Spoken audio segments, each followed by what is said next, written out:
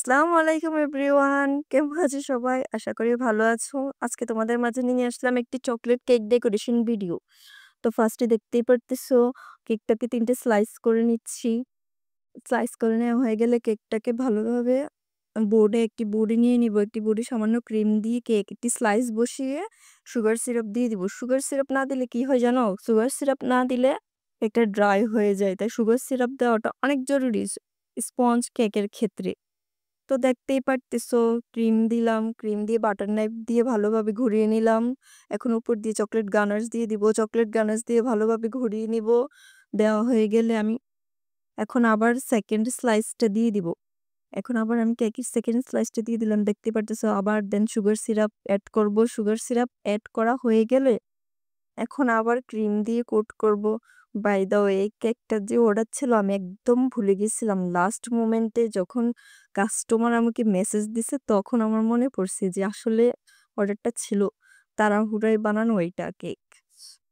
তো দেখতেই পারতেছো বাটার নাইফ দিয়ে ভালোভাবে ক্রিম দিয়ে দিলাম। এরপর উপর দিয়ে আবার চকলেট সিরাপ দিয়ে দিলাম। চকলেট সিরাপ দিয়ে আবার ভালোভাবে বাটার নাইফ দিয়ে ঘুরিয়ে নিব।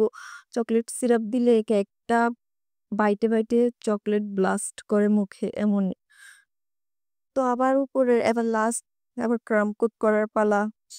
তো ভালোভাবে ক্রিম দিয়ে ক্রাম কোট করে নিব আমরা। তো ক্রাম কোট দেখতেই পারতেছো ক্রাম কোট করতেছি চারো সাইড দিয়ে ক্রিম লাগিয়ে ক্রিম দিয়ে ভালোভাবে ক্রাম কোট নেব। ক্রাম কোট করে ফ্রিজে রেস্টে রেখে দিয়েছিলাম কিছুক্ষণ। তো এখন আসা যাক নেক্সট স্টেপে। আমরা একটা হুইপড ক্রিম ছিল।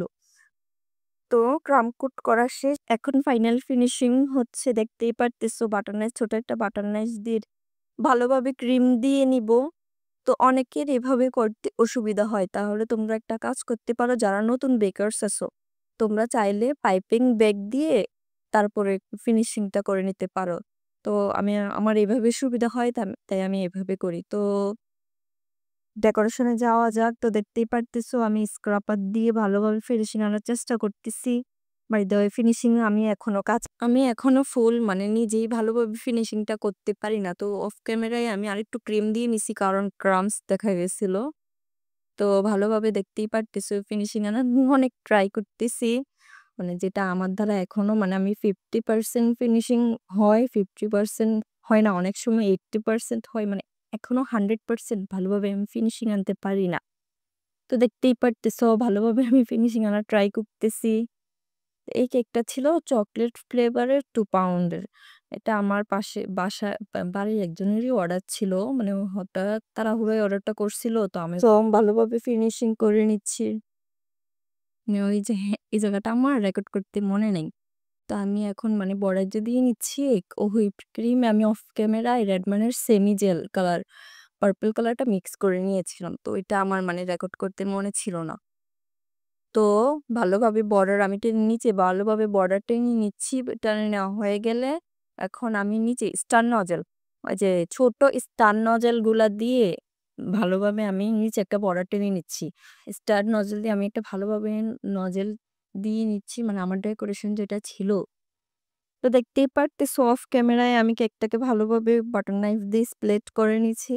তো এখন মানে এই নজেলটা এমন একটা নজেল মানে ফার্স্ট টাইম যারা নতুন বেকারস তাদের জন্য অনেক হেল্পফুল একটা নজেল এটা। তো এই নজেলটা মানে সব বেকারসরারই অনেক কাজে আসে।